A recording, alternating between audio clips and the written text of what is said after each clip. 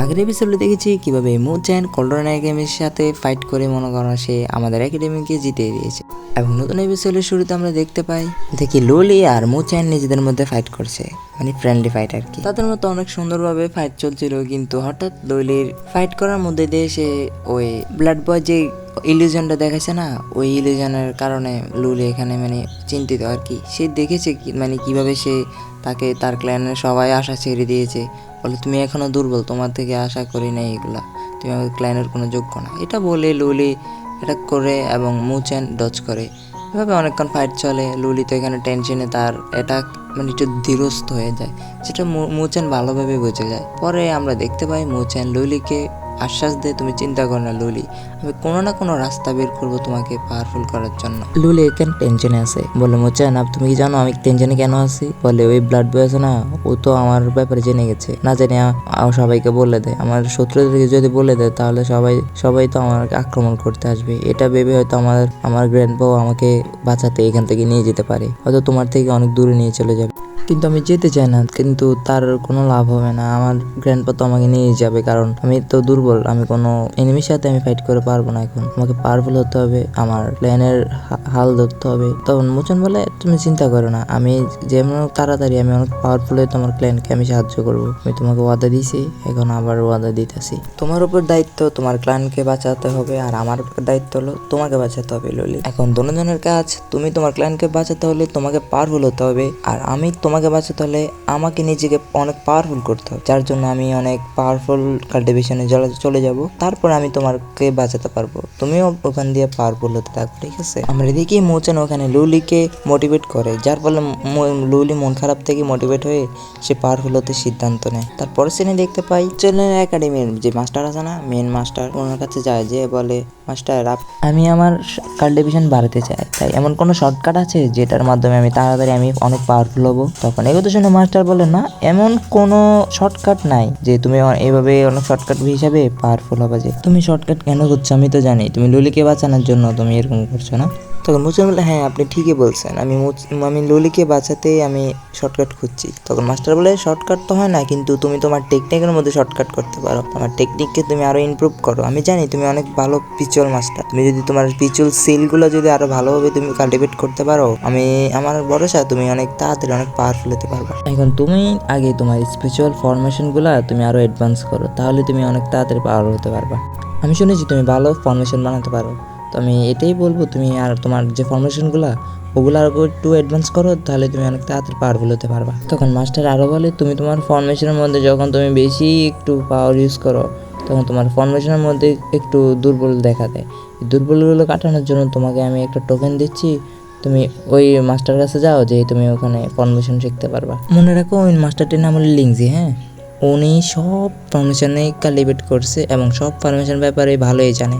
তুমি ওনার কাছে গেলে আমি আশা করি তুমি সব কিছু ভালোভাবে শিখে যাও। তখন মাস্টার বলে তোমাকে আমি টোকেনটা দিয়েছি, ঠিক আছে, তুমি টোকেন নিয়ে ওর কাছে গেলে টোকেনটা দেখালে তোমাকে নিয়ে নেবে আর কি, তখন আর কোনো সমস্যা হবে না। এখন এরপর বলো ওই লিংজি তো কাউকে ডিসেবল বানায় না, কারণ যার মধ্যে সে ভালো কিছু দেখে, তোমারও যদি ভালো কিছু থাকে তাহলে তোমাকে সে অ্যাকসেপ্ট করে নেবে, আর কিছু না থাকলে তো মনে করো না কিছু করার নেই, দুঃখের বিষয় আর কি, তোমার উপর বাকি সব। তখন মুচান বললো হ্যাঁ ঠিক আছে, আপনি চিন্তা করবেন না, বাকির কাজ আমার। এবং তারপর সে আমি দেখতে পাই মুচান ওই টোকেনটা নিয়ে সে মাস্টারের দিকে রওনা দিয়েছে। টোকেনটা নিয়ে মুচান সামনের দিকে এগোতে থাকে এবং সে ভাবছে কিভাবে সে রাজি করানো যায়। সামনের দিকে সে দেখে সুনার সাথে নিয়ে দাঁড়িয়ে নিয়েছে। মুচান বলে আরে সুনার তুমি এখানে? তখন সুনার বলে আরে মুচান আমি তো তোমাকে প্রশ্নটা করি, তুমি এখানে কি করছো? তখন মুচান বল আমি তো এল্ডার লিঞ্জের কাছে আমি পরমিশনের ব্যাপারে কিছু শিখতে এসেছি, আমি ওনার কাছে যাব এখন। তখন জুনার বলে আমিও তো ওনার কাছে যাচ্ছি, কারণ আমি ওনার কাছ থেকে পরমিশনের ব্যাপারে সবকিছু শিখছি, আমি এখন ওনার একজন ডিসাইপল। উনি কিন্তু কাউকে এমনি ডিসেবল হিসাবে গ্রহণ করে না, তোমার ভিতরে যদি কিছু থাকে তাহলে তোমাকে অ্যাকসেপ্ট করবে আর কি। তো মুচান বল আমার থেকে তো এই মাস্টারের আমাদের সেক্রেটারির টোকেনটাও আছে, দেখা যাক উনি কি আমাকে নেয় কি নেয় না। তখন জুনার বলে আমার মাস্টার লিঞ্জি কিন্তু অনেক ভালো একটা মেয়ে, সে অনেক ভালো মনের মানুষ, তিনি হয়তো তোমাকে নিয়েও নিতে পারে, আমি কথা বলে দেখি কি বলে। তখন দেখি সোনার ওই লিঞ্জির কাছে চলে যায় এবং যে বলে লিঞ্জি মাস্টার মুচান এসেছে বাইরে, যে সেক্রেটারির টোকেন নিয়ে এসেছে, আপনি ওকে ডিসেবল বানাবেন? তখন লিঞ্জি বলে তুমি তো জানো আমি এখন ডিসেবল নেওয়া ছেড়ে দিয়েছি, তাই ওকে বলো এখান থেকে চলে যেতে। তখন জুনিয়র বলে, লিনজি মাস্টার আপনি তো আমাকে ট্রেনিং দেন, কিন্তু মুচেনকে দিলে কি সমস্যা? তখন লিনজি বলে, আমি ছেলেদেরকে ট্রেনিং দিই না, আমি মেয়েদেরকে ট্রেনিং দিই, ঠিক আছে, কারণ ছেলেদেরকে আমি বিশ্বাস করি না। তখন জুনিয়র বলে, আরে লিনজি ম্যাডাম আপনি টেনশন করেন না কেন, মুচেন কিন্তু অনেক ভালো। তখন বাইরের দিক থেকে মুচেন বলে, আরে লিনজি ম্যাম আমি তো খারাপ কিছু করতে এসেছি নাই, আমি তো একটু ফরমেশনের মধ্যে একটু দুর্বল, যার কারণে আমি আপনার থেকে একটু শিখতে এসেছি, আপনি যদি অনুমতি দেন আমি আপনি ডিসেবল হতে চাই। মোচনের উপরে লিনজি ভরসা করছে না, যার ফলে জুনার বলে, আরে লিনজি মাস্টার আপনি টেনশন করেন না, মোচন অনেক ভালো, ও ট্যালেন্টেড। এই কথা শুনে লিনজি বলে, হ্যাঁ ভালো ট্যালেন্টেড, এইগুলার কোনো ছেলেদের মধ্যে থাকে না, ঠিক আছে, তুমি এগুলা সামনে থেকে আর বললো না। কথা শুনে মোচন তো অনেক খারাপ মুড হয়ে যাচ্ছে, এটা দেখে তো জুনার বলে, আরে আপনি যদি মুচনকে না শেখান না আমিও আপনার থেকে শিখবো না। তখন লিনজি বলে, তুমি যদি না শিখো আমি তোমাকে এইভাবে তো যেতে দেবো না, আমি তোমাকে একটা ফরমেশনের মধ্যে আটকে রাখবো, যেখান থেকে তুমি কখনোই বেরোতে পারবে না। এটা দেখে তো জুনার অনেক ভয় পেয়ে যায়। জুনারের অনেক জোরাজোরি তো, কিন্তু লিনজি ম্যাডাম কখনোই মোচনকে অ্যাকসেপ্ট করছে না। মোচন তো মন খারাপ করে বাইরে দাঁড়িয়ে থাকে, আমরা দেখি মোচন প্রায় একদিনেরও বেশি ওখানে মানে গ্রিডের পজিশনে দাঁড়িয়ে থাকে। মোচন তো এখানে একটা আশা আছে যা না জানি মাস্টারে রাজি হয়ে যায়। তখন আমরা ভিতর থেকে আওয়াজ শুনতে পাই, বলে, ঠিক আছে মোচন আমার তোমাকে অনেক ভালো লেগেছে, তুমি আমার ডিসেবল হতে পারো। এবং বলে, মোচন তুমি কোন ফরমেশনের কথা বলছো, কোনটা তুমি পারছো না আমাকে একটু বলো। তখন মোচন বলে, আমার কাছে একটা ফরমেশন আছে যেটা নাম হলো পিচুয়াল আই ফরমেশন, ওইটা আমি পারছি না আর কি। মোচনের কথা শুনে লিনজি বলে, ঠিক আছে আমি মানছি, কিন্তু তোমাকে একটা টেস্ট দিতে হবে, আমি দেখবো তুমি কি তোমার ওই পিচুয়াল আই ফরমেশনের জন্য তুমি যোগ্য কিনা, যার জন্য তোমাকে একটা টেস্ট দিতে হবে, তারপরে তুমি ওইটা শিখবে। একটা টোকার কারণে আমরা দেখতে পাই লিনজি কি সুন্দর 4টা ফরমেশন সে মানে অ্যাপিয়ার করছে, মানে সাথে সাথে বানিয়ে ফেলছে। এটা থেকে তো মোচন অনেক অবাক হয়েছে, বলে, আলে শালি করলো কি, তো একটা টোকার লগে 4টা ফরমেশন বানাইছে, আমার তো একটা মানে আমার অবস্থা খারাপ হয়ে যায়। তার মানে মুচন তো দেখে তার মাথার নষ্ট হয়ে যাবে, এখন কি করবে না করবে তে বুঝে পারতেছে না। তখন লিনজি বলে, মুচেন এখানে আমি 3টা ফরমেশন বানিয়েছি, তুমি 3টা ফরমেশন ডিস্ট্রয় করতে হলে তোমার 3টা ফরমেশনের কোড খুঁজে বের করে ডিস্ট্রয় করতে হবে, এছাড়া তুমি ওই ফরমেশনগুলো ডিস্ট্রয় করতে পারবে না। এখন যাও তুমি আগে কোডগুলো ডিস্ট্রয় করে তুমি ওই ফরমেশন কিন্তু বের হলে আমি মানবো তুমি কাবিল আর কি, ওই তোমার আই ফরমেশনের জন্য তুমি তোমার যোগ্য আর কি, ঠিক আছে তুমি যাও, তারপর আমি তোমাকে শেখাবো। এতগুলো ফরমেশন দেখে সুনার বলে, মাস্টার আপনি মুচেন তো এখানে ফরমেশন শিখতে এসেছে, আপনি ওকে ফরমেশনের মধ্যে ওকে ট্র্যাপ করে দিয়েছেন, এটা কিন্তু ঠিক না মাস্টার। তখন মুচেন বলে, ঠিক আছে মাস্টার আমি রেডি, আমি ওই ফরমেশনগুলো ডিস্ট্রয় করতে আমি রেডি। সে পাওয়ার অ্যাক্টিভ করে, ভিজুয়াল পাওয়ার অ্যাক্টিভ করেছে, যখন অ্যাটাক করতে যাবে তখন লিনজি বলে, হ্যাঁ একটা কথা তুমি মাথায় রেখো, কিন্তু তোমার স্পিরিচুয়াল এনার্জি মানে স্পিরিচুয়াল পাওয়ার দিয়ে তুমি কখনো এইগুলো ডিস্ট্রয় করবে না, এটা হলো রুলস, তুমি এবার যেভাবে পারো এইভাবে এগুলো ডিস্ট্রয় করো, এটা তোমার উপরে। এটা শুনে তো মুচেনের অবস্থা আরও খারাপ হয়ে যায়, কারণ সেই স্পিরিচুয়াল পাওয়ার ছাড়া তো সে এগুলো ডিস্ট্রয় করতে পারবে না, তার মানে পারবে কিন্তু টাফ হয়ে যাবে আর কি। মুচেন কীভাবে ডিস্ট্রয় করে দেখা যাক। এখানে স্পিরিচুয়াল পাওয়ারের কথা বলেছে মনে হয়, সোল পাওয়ারের কথা বলেছে, এমনি মনে এনার্জি যেগুলো এগুলো দিয়ে হয়তো অ্যাটাক করতে পারে, কিন্তু এমনি এনার্জির কোনো নাই, পাওয়ার নাই। স্পিরিচুয়াল যেটা মাইন্ড অ্যাটাক বলে ওইটা দিয়ে হয়তো সাথে সাথে এগুলো অ্যাটাক করা যায় কি। তো আমরা দেখতে পাই মুচেনের উপর মানে একটা ডিস্ট্রয় করতে যায়, যখন আরেক পিছন দিয়ে আরেক চুরিমুড়ি আসে এবং অ্যাটাক করতে থাকে চারপাশ দিক থেকে, একটার কাছে যায় আরেকটা দৌড়ে নিতে, আরেকটার কাছে যায় আরেকটা দৌড়ে নিতে, মানে একটার মারতে গেলে আরেকটা আসে মারতে, আরেকটার কাছে মারতে গেলে আরেকটা আসে মারতে। মুচেন তো এখানে দেখে তার অবস্থা খারাপ হয়ে যায়, কী করবে সে তো সোল অ্যাটাকও করতে পারে না, যার কারণে সে পিছুয়াল অ্যাটাক দিয়ে হয়তো ওগুলোকে মানে নষ্ট করবে আর কি। একটা কোর পেয়েছে, যখন ওটা ডিস্ট্রয় করতে যাবে তখনই পিছন দিয়ে আরেকটা অ্যাটাক আসে, যার কারণে মুচেন ওই কোরটা ডিস্ট্রয় করতে পারে না, সে ডজ করে ফেলে অ্যাটাকটি। এখানে অনেকক্ষণ ফাইট করার ফলে মুচেন বুঝে যায় কীভাবে এগুলো ডিস্ট্রয় করতে হবে। মুচেন বুঝে যায় যে একটাকে যদি ডিস্ট্রয় করতে চায় আরও 2টা এসে একটাকে প্রোটেক্ট করে ফেলবে আর কি। তখন মুচেন ভাবে যে আমাকে হয়তো 3টা একসাথে ডিস্ট্রয় করতে হবে, এছাড়া আমি হয়তো এটাতে আবার টিকবো না, এই ফাইটটা জিততে হলে আমাকে 3টাই ফরমেশন আগে ডিস্ট্রয় করতে হবে। অনেকক্ষণ মুচেন এখানে আটকে থাকার পর সে ফাইনালি একটা কোর খুঁজে পায় এবং সে ওইটা চান্স পাওয়ার মানে সময়ে ওইটা ডিস্ট্রয় করে ফেলে, এবং আমরা দেখতে পাই সে এটা ডিস্ট্রয় করার পর আর 2টা থাকে ফরমেশন আর কি।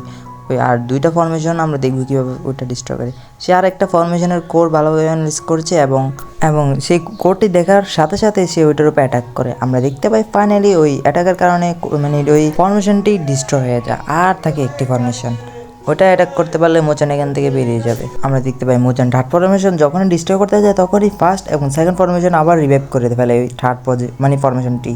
এটা থেকে তো মোচানের মাথা একবার গরম হয়ে যায়, আবার ফুতের ফরমেশন রে কি ফরমেশনের ফালাইলো। এবং অনেকক্ষণ এভাবে ফাইট করার কারণে মোচান ফাইনালি বুঝে যায় যে এখানে যে মেন ফরমেশনটি আছে, এখানে তো মোট 4টা ফরমেশন আছে না, যে বাকি 3টা ফেক, আর মেন হলো যে আলাদা আরেকটা 4 নাম্বার যেটা আছে ওইটা হলো মেইন, ওইটাকে ডিস্ট্রয় করতে পারলে মনে করো না 3টা ফরমেশন এমনি ডিস্ট্রয় হয়ে যাবে।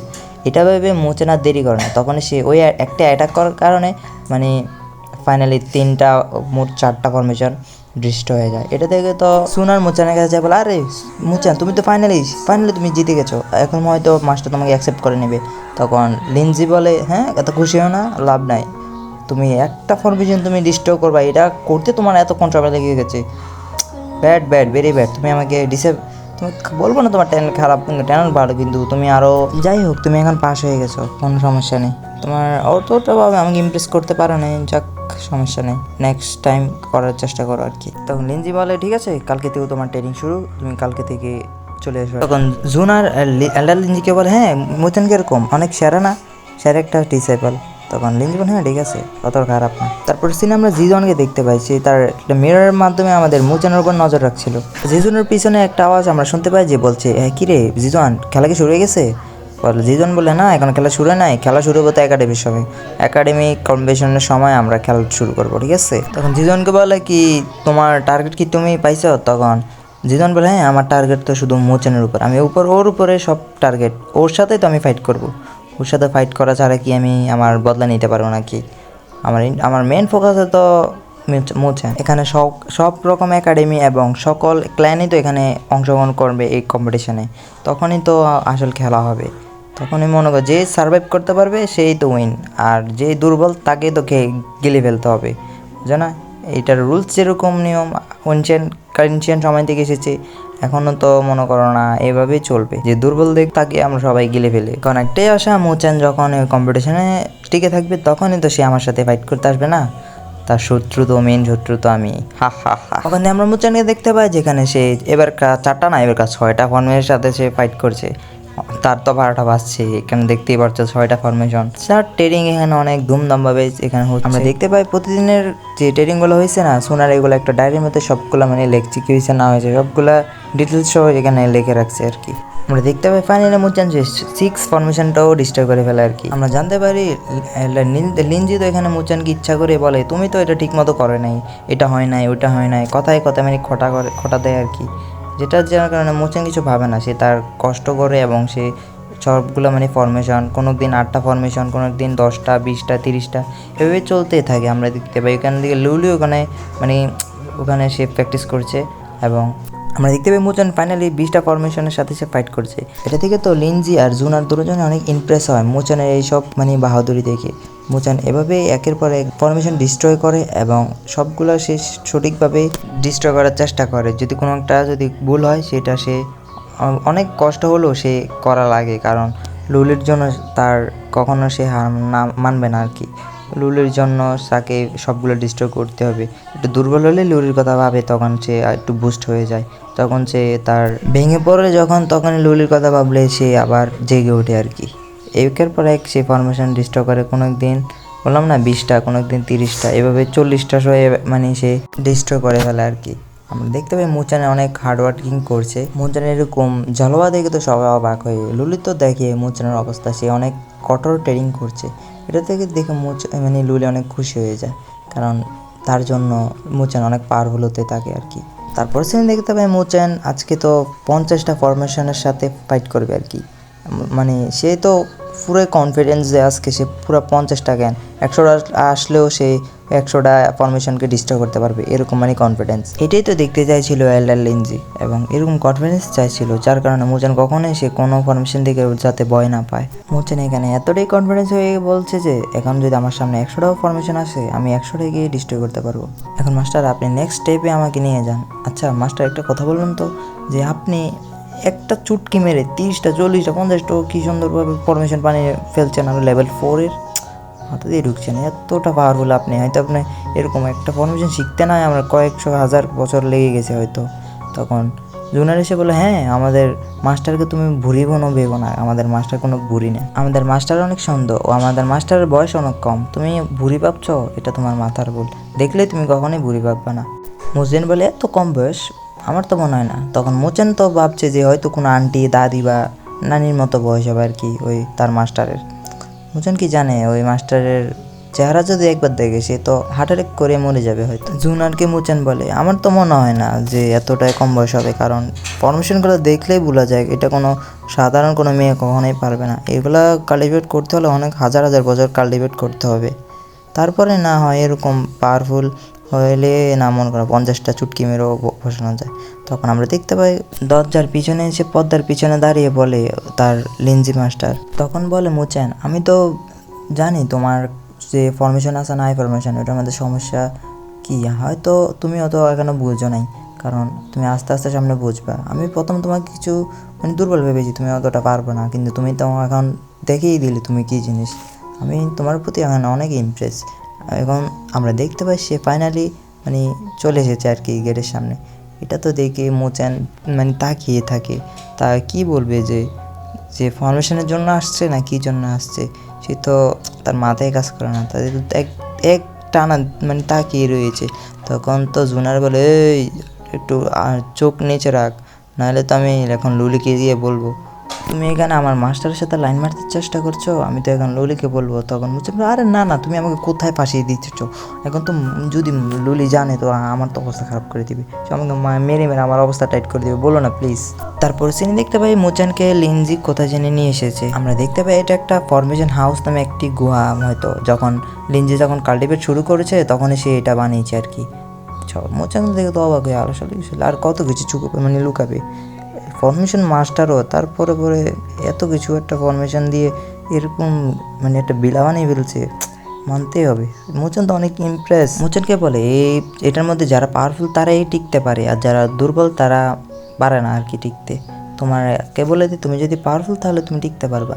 মোচান যখন সামনে এগোয় তখন দরজা জানাল মানে আশেপাশে স্ট্যাচু ম্যাচু পাথরের মানে ওরা দেখেই তো মোচানের গায়ের লোম দাঁড়িয়ে যায় যে এতটাই পাওয়ারফুল। মোচান বোঝা যায় কারণ সব কিছু অনেক পাওয়ারফুল। মোচানকে এখানে অনেক অবস্থা খারাপ হবে মোচানের, এখানে যদি টিকতে পারে তাহলে তো মোচান আরও সামনের দিকে এগিয়ে যাবে, নইলে আর কি স্কিপ মেরে পিছনে চলে যাবে। তো এখানে শেষ করা যাক আজকের এপিসোড। তো গাইস কেমন হচ্ছে আজকের ভিডিওটা অবশ্যই কমেন্ট করে জানিয়ে দিও, আর রোজা রেখে ভিডিও বানানো অনেক কষ্টকর, যার জন্য একটা লাইক করে দিও, আর চ্যানেল নতুন হলে সাবস্ক্রাইব করে দিও।